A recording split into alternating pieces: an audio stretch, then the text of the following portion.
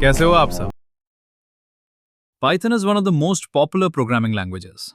Although it is a general purpose language, it is used in various areas of applications such as machine learning, artificial intelligence, game development, IoT, Internet of Things, and more. Python is a very popular general purpose interpreted, interactive, object oriented, and high level programming language. Python is dynamically typed and garbage collected programming language. It was created by Guido van Rossum during 1985-1990. Characteristics of Python. It supports functional and structured programming method as well as OOP. It can be used as a scripting language for building large applications.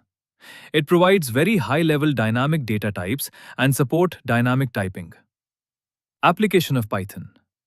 In data science, Python libraries like NumPy, Pandas, and Matplotlib are used for data analysis and visualization. Python framework like Django and Pyramid make the deployment of web applications easy.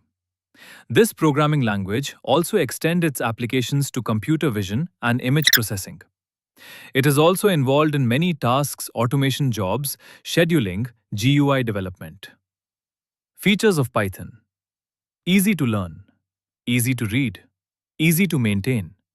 A broad standard library, interactive mode, portable, databases, GUI programming.